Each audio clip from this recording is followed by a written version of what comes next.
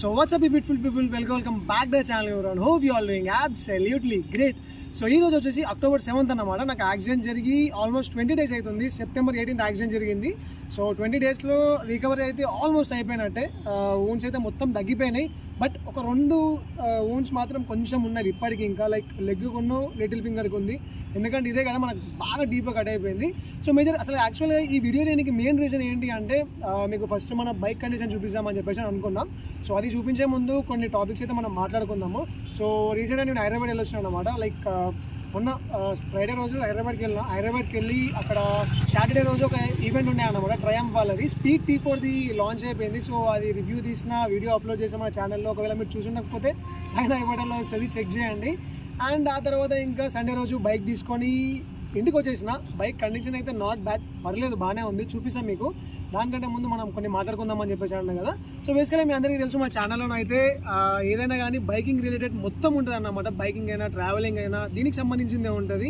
So నాకు like నా passion ఏంటి అంటే బైకింగ్ అన్నమాట. నాకు ఏదైనా నా లైఫ్లో హ్యాపీనెస్ ఇచ్చే ఏదైనా మూమెంట్ ఉంది అని చెప్పేసి అంటే బైక్ని రిపేర్ చేయడమైనా, బైక్ని మోడిఫై చేయడమైనా, రైడింగ్ చేయడమైనా, ట్రావెల్ చేయడమైనా, ఇవన్నీ నాకు ఒక ప్యాషన్ అన్నమాట, లైక్ ఒక హ్యాపీనెస్ అది.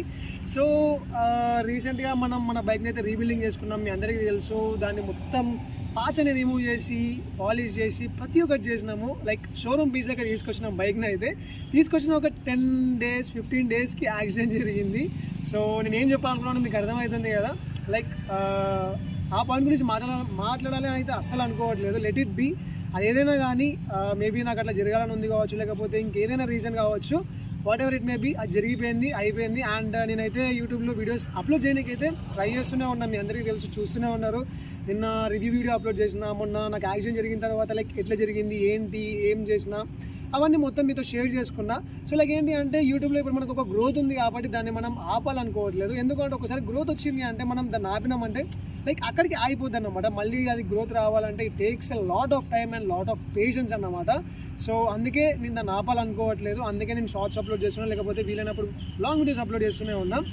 అండ్ ఇప్పుడు నా లైఫ్లో నాకంటే ఒక జాబ్ ఉంది, నేను జాబ్ చూసుకోవచ్చు. ఈ యూట్యూబ్ అయినా, ఈ బైకింగ్ అయినా, ఇది అంత పెద్ద అసలుకి పట్టించుకోవాల్సిన అవసరం లేదు. కాకపోతే ఎందుకు అంత ఇంట్రెస్ట్ చూపిస్తున్నా అంటే అది నా ప్యాషన్. ఎందుకంటే నా లైఫ్లో నేను ఒక దానికోసం బతుకుతున్నా అంటే మేబీ ఇది ఒక రీజన్ కావచ్చు. ఇది నా లైఫ్లో ఒక హ్యాపీ మూమెంట్ ఇచ్చే, లైక్ ఇది నాకు ఒక హ్యాపీనెస్ అనుకోండి. ఇంకా సో మీ లైఫ్లో కూడా మీకు అలాంటి ఏదైనా ప్యాషన్స్ ఉంటే నాకు తెలుసు, ప్రతి ఒక్కరికి ఒక్కొక్క కైండ్ ఆఫ్ ప్యాషన్ ఉంటుంది. కొంతమందికి గేమ్స్ ఆడడమైనా, కొంతమందికి ట్రావెలింగ్ చేయడమైనా, కొంతమందికి వీడియో ఎడిటింగ్, కొంతమందికి నార్మల్గా క్రికెట్ ఆడడం, ఇలాంటివి ఒక్కొక్కరికి ఒక్కొక్క హాబీస్ ఉంటాయి, ఒక్కొక్క ప్యాషన్ ఉంటుంది. సో ప్రతి ఒక్కరికి ఆ ప్యాషన్ అనేది లైక్ ఎంజాయ్ చేయాలని చెప్పేసి అనుకుంటారు. కాకపోతే కొంతమందికి సిచ్యువేషన్స్ వల్ల కుదరవు, కొంతమంది చేస్తూనే ఉంటారు, కొంతమంది అన్ని వదిలిపెట్టుకుని దాన్ని పట్టుకొని కూర్చుంటూ ఉంటారు. సో అది మీకు తెలుసు. సో నేను చెప్పాలనుకున్నది ఏంటి అంటే ఇది నాకంటూ ఒక ప్యాషన్, ఇది నేను చేయాలనుకున్నా, చేస్తున్నా. కాకపోతే నా లైఫ్లో ఒక మూమెంట్ ఉంది. ఏంటిది? నాకు జాబ్ ఉంది. సో అది చూసుకుంటే ఇది చేసుకుంటాను. ఎందుకంటే నాకు తెలిసిన ఒక నాలెడ్జ్ అనేది మీతో షేర్ చేసుకుందాం అనుకున్నాను కాబట్టి యూట్యూబ్ అనేది నాకు ఒక సోర్స్. అంటే నాకు మధ్యలో ఉంది ఏంటి అంటే యూట్యూబ్ అన్నమాట. సో నాకు తెలిసిన నాలెడ్జ్ని మీతో షేర్ చేసుకోగలుగుతున్నా అంటే జస్ట్ బికాజ్ ఆఫ్ యూట్యూబ్, అంతే అది. సో ఇట్లా మనమైతే ఒక స్టేజ్కి అయితే వచ్చినాం. ఇప్పుడైతే మన దగ్గర 6000 సబ్స్క్రైబర్స్ ఉన్నారు, లైక్ ఫ్యామిలీ మెంబర్స్ ఉన్నారు. మీ అందరూ సపోర్ట్ వల్లనే ఈరోజు ఈ స్టేజ్కి వచ్చినాం మనము.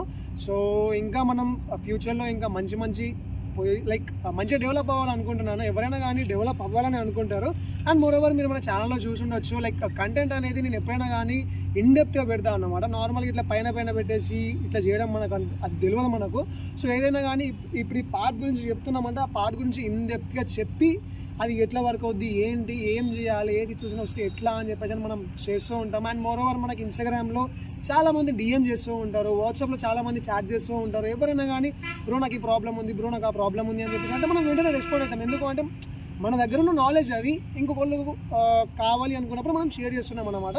సో ఇలాంటి లైఫ్లో మనకి ఇలాంటి మిస్టేక్స్ జరుగుతూనే ఉంటాయి. సో ఇలాంటి యాక్సిడెంట్స్ అనేటివి లైఫ్లో జరుగుతూనే ఉంటాయి. ఎందుకంటే బైకింగ్ అనేది నాట్ ఏ సింపుల్ థింగ్. ఇప్పుడు ఒక వర్క్ చేస్తున్నామంటే అందులో అడ్వాంటేజెస్ ఉంటాయి, డిసడ్వాంటేజెస్ ఉంటాయి. సో ఇప్పుడు నేను చేసే బైకింగ్ అనేది చాలా రిస్క్తో కూడుకున్న పని. ఇప్పుడు నార్మల్గా నేను ఇక్కడికి ఇట్లా వెళ్తున్నా అని చెప్పేసి అంటే ఏ మూమెంట్లో ఏం జరుగుతుందో ఎవరికి తెలియదు.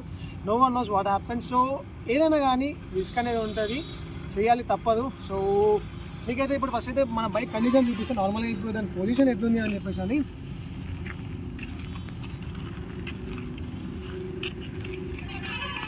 సో ఇక్కడ మీకు కనిపిస్తుంది కదా, మనం కింద పడినప్పుడు మొత్తం రైట్ సైడ్లోనే పడినాం అన్నమాట. సో రైట్ సైడ్లో పడినప్పుడు ఫస్ట్ డీటెయిల్గా చూపిస్తా. ఈ రబ్బర్ ఉంది కదా, ఈ రబ్బర్ అనేది మొత్తం కట్ ఆఫ్ అయిపోయింది అన్నమాట. లైక్ మొత్తం రాకపోవడం వల్ల వేర్ అండ్ టేర్ అయిపోయింది. అండ్ ఇంకొకటి ఏంటి అంటే ఇక్కడ కనిపిస్తుంది కదా, ఇది బ్రేక్ రిజర్వాయర్. ఈ రిజర్వాయర్ అనేది మొత్తం మనకు పైకి వచ్చేసింది అన్నమాట, 90 degrees ఇక్కడ వరకు వచ్చేసింది. ఈ బ్రేక్ కూడా మొత్తం పైకి వచ్చేసింది.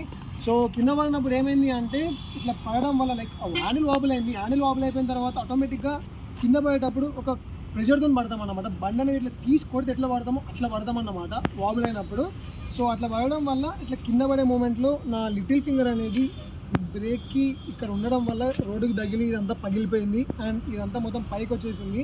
సో ఇదైతే మనం హైదరాబాద్ నుంచి వెళ్ళి బైక్ తీసుకొచ్చే ముందు దీన్ని మొత్తం కిందికి అనుకొని బ్రేక్ ఫ్లూయిడ్స్ అన్ని మళ్ళీ రీఫిల్లింగ్ చేయించుకొని తీసుకొచ్చినాము.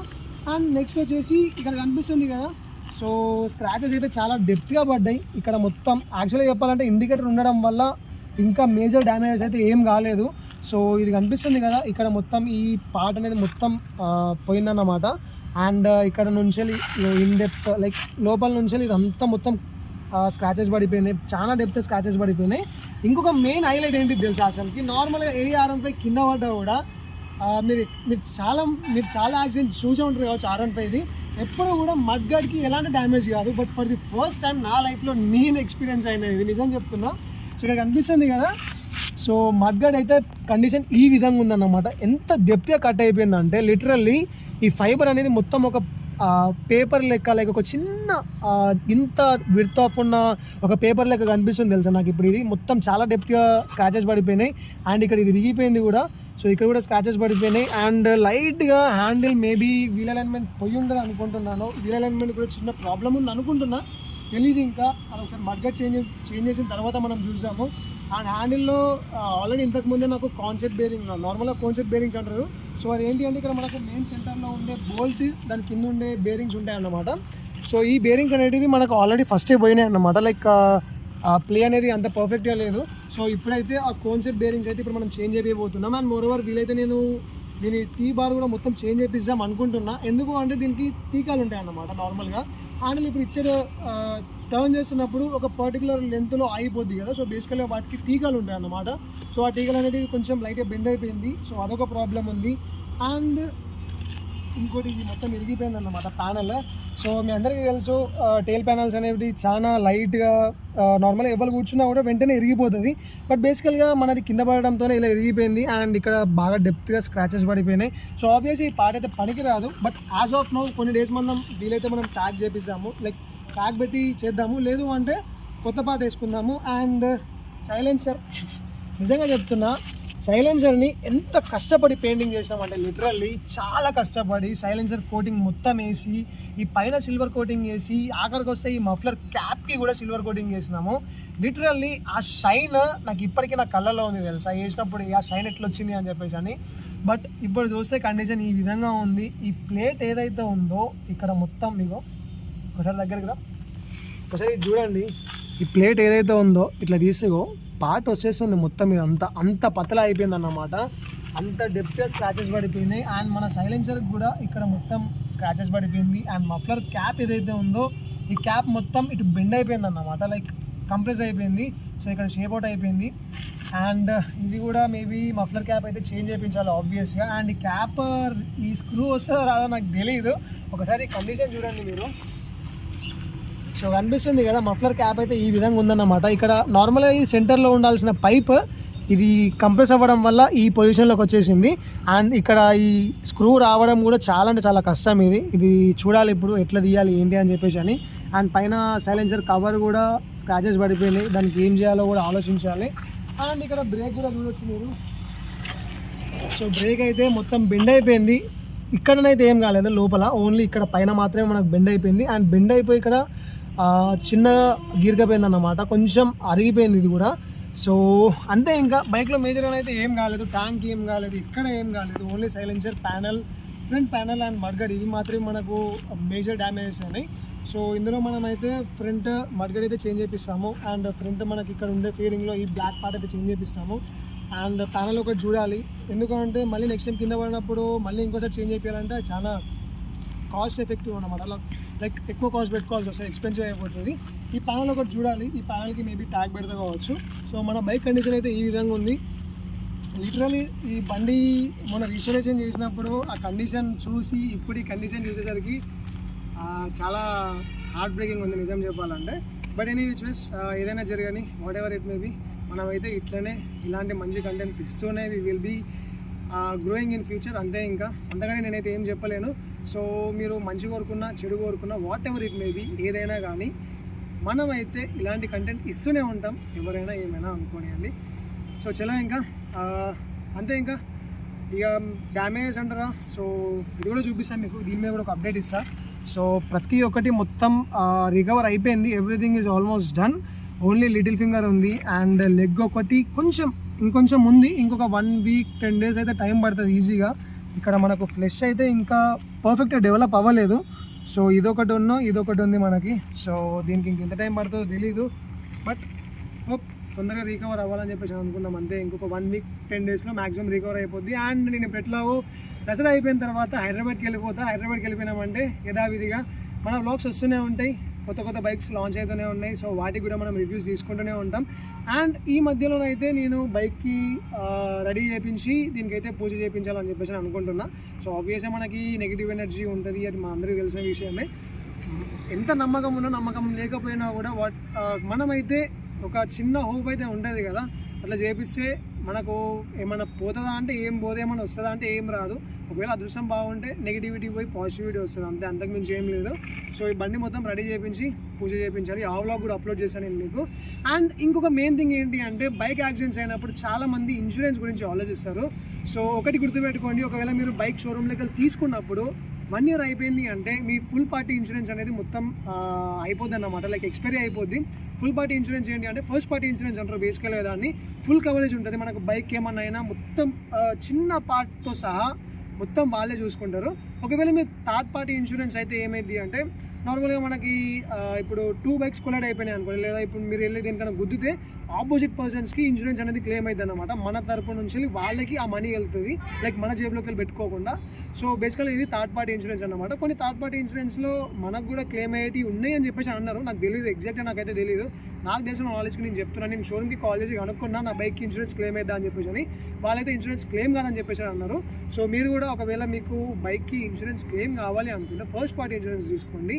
సో మ్యాక్సిమం ఒక ఎంత 5,000 10,000 రూపీస్ ఏమో ఉంటుంది.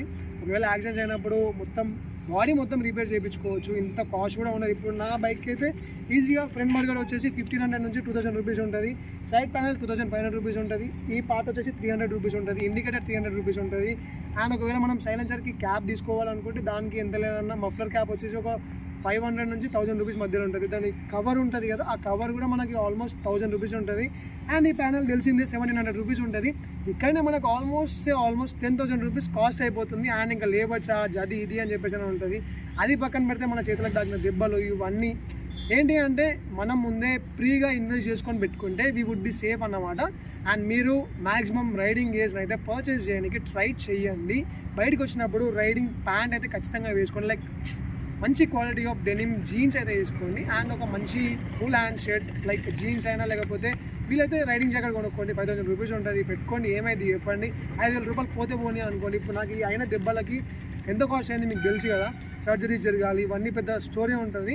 సో మీరైతే ప్రీ ఇన్వెస్ట్ చేసుకోండి, మీకే ప్రీ ఇన్వెస్ట్ చేసుకోండి. సో ఏంటి అంటే మీరు ఫ్యూచర్లో బాధపడరు అండ్ మీకు కూడా కొంచెం ఫినాన్షియల్గా స్టేబుల్గా ఉండడానికి కొంచెం కంఫర్టబుల్గా ఉంటుంది అన్నమాట.